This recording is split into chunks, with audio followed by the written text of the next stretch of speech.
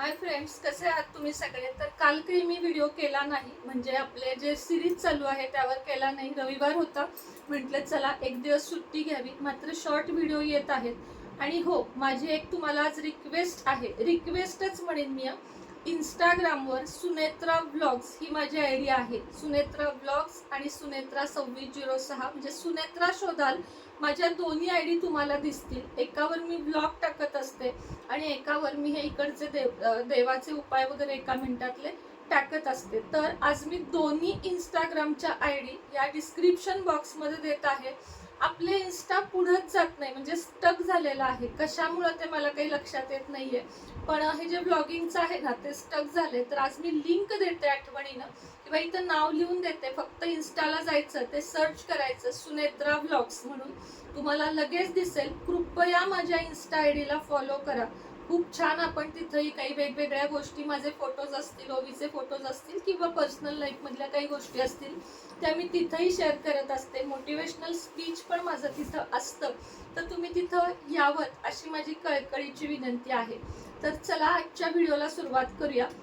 परवा मी काही 90च्या आठवणी तुमच्या बरोबर शेअर केल्या आणि बऱ्याच माझ्या मैत्रिणी माझ्या बरोबर रिलेट करू शकल्या, कारण तो जमानाच वेगळा होता. अजून एक गोष्ट मला आठवली परवा, की ना लाईट गेली की पावसाळ्यामध्ये लाईट जायची तेव्हा, आणि मेणबत्त्या आणि एक हे असायचं, त्याला काय म्हणतात, कंदील, मला वाटतं कंदील, त्यामध्ये रॉकेल, आणि मग त्याची वात अशी मोठी करायची असायची. मग आम्ही छत्री उघडायचो आणि बहिणी बहिणी छत्रीमध्ये बसायचो आणि खूप वेगवेगळी मजा करायचो. आणि घरामध्ये ना तेव्हा आत्तासारखं अमाप प्रमाणात बिस्किट किंवा काहीही घरात खायला नसायचं. एकतर पोळी भाजी खायची, नाहीतर मग आम्ही काय कुटाणे करायचो, म्हणजे बहिणी बहिणी आम्ही काय कुटाणे करायचो तुम्हाला सांगते.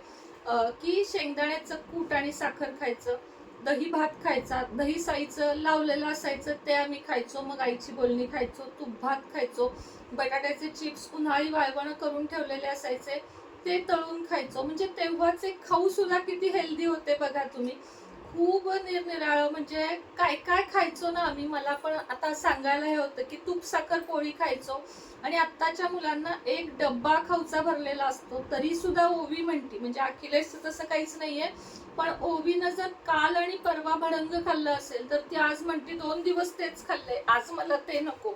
लाडू किंवा निरनिराळं अनेक गोष्टी मी तर घरात बनवत असते आणि विकतच्या पण असतात.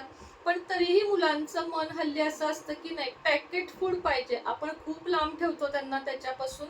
मी तर ठरवलंय तिला महिन्यातून एकदा, म्हणजे आता तिने पूर्ण बंद केलंय म्हटलं तरी चालेल, कधीतरी मात्र हट्टाला पेटती, कारण ती लहानपणापासूनच हट्टी आहे. मग एखादी गोष्ट मी तिच्या म्हणण्यासारखी करते, पण काय झालं, तिच्या लहानपणाच्या आजारामध्ये तिचं खूप मनासारख्या गोष्टी आम्ही करत गेलो. म्हणजे मी तिकडे असताना मी पण आणि ते पण, की नको बाई बिचारी आजारी आहे आजारी आहे. 1 वर्ष ती खूप आजारी होती. आणि त्यामुळं आता तेच मी आज तुमच्याबरोबर शेअर करणार आहे, की ओवी पहिलं वर्ष कसे तिचं मी काढलं. थोडक्यात माझी डिलेव्हरी स्टोरी असेल, किंवा हे मी तुमच्याबरोबर आज अगदी अगदी थोडक्यात शेअर करणार आहे. तर लग्नाला साधारण 1 वर्ष झालं आणि ओवी मला राहिली. ओवी राहिल्यानंतर मी तुम्हाला हेही सांगितलं की आम्हाला नको होता वगैरे वगैरे, तर ते आम्हाला व्यवस्थित राहिलं. त्यानंतर ओवी 3ऱ्या महिन्यापासून मला त्रास व्हायला सुरू झाले, जे काही असतात डिलेव्हरीचे ते.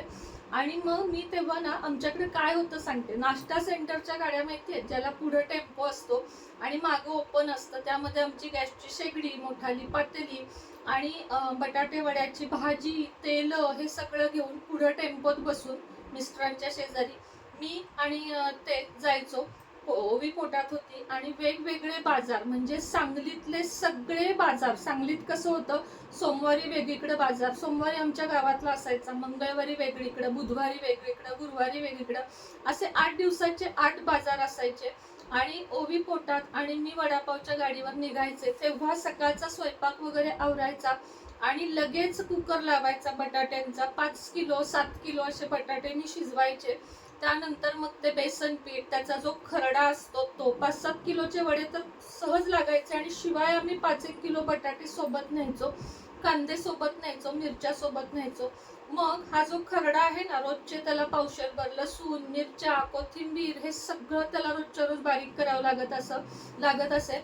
मग ते भाजीत घालायचं. मग ती भाजी चांगली स्मॅश करायची, हातांची आग व्हायची, कधी माझ्या कधी त्यांच्या, दोघांनी मिळून केलेले. आणि मग त्यानंतर त्याचे वडे घरातच करून घ्यायचे. अगदी स्वच्छता बरं का, मात्र आमची स्वच्छता आम्ही खूप पाळली होती दोघांनी पण, आणि खूप स्वच्छतेनं आम्ही हे सगळं करायचो. मग एका ताटामध्ये साधारण 50 वडे तरी घरातच बनवायचे, म्हणजे तळून नाही, फक्त हे. मग त्याला प्लास्टिकने चांगलं रॅप करायचं, ते गाडीत ठेवायचं.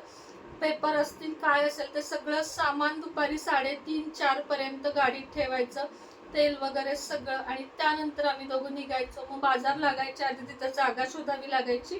नंतर आम्हाला जागा पण प्रॉपर चांगल्या मिळाल्या होत्या. मग जागा शोधायची.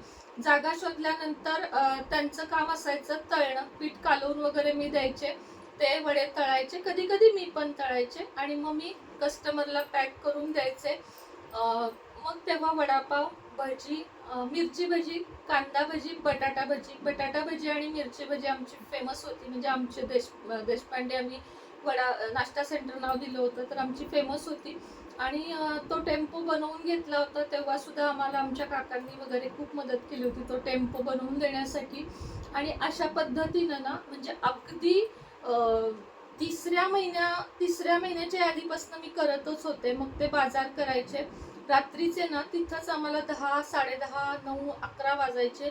मग आम्ही वडापावच खायचो, म्हणजे आहे तर चला तेच खाऊन घेऊया, वडापावच खाऊया. आणि आंब्याचा सीझन होता, आंबे मी खात होते. आंब्याशिवाय मी जास्त काही खाल्लं नाही ओवीच्या वेळेस. आणि अशा पद्धतीनं ना ओवीला पोटात वाढवलं. ओवीसाठी मी तुम्हाला सांगते की ती आजारी का पडायची सांगू का तुम्हाला जास्त, कारण तिला पोटात असताना काही पोषण मिळालं नव्हतं. म्हणजे काही मी हेल्दी खाल्लंच नव्हतं घरामध्ये. इतकं टेन्शन होतं घरामध्ये. म्हणजे हे काम तर जाऊ देत, काम आपण करू पण शकतो, पण जे बाकीची त्यांची जी लोक होती त्यांच्याकडून भयंकर जास्त टेन्शन होतं. म्हणजे वादविवादच संपत नव्हते त्या घरातले. आणि त्याला मी खरंच वैतागले होते.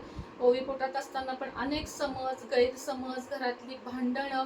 ज्या वेळेस मी डिलेव्हरीला गेले ना, त्याच्या आदल्या दिवशी आम्ही एका शाळेवर काहीतरी तिथं कॅम्प का काहीतरी होता, आणि आम्हाला वाटलं होतं भरपूर पैसे मिळतील आपल्याला, म्हणून आम्ही त्या कॅम्पवर गेलो होतो. आणि सगळा माल आमचा शिल्लक राहिला होता. मात्र 10-20 वडे गेले होते. आम्हाला ते सगळं टाकून द्यावं लागलं होतं, कारण आम्ही शिळं वापरत नव्हतो. आणि तिथं असताना ही भीती होती की कळा चालू होतील का काय, कारण 9 महिने आणि वर काही दिवस असे का 9वा संपत आला होता.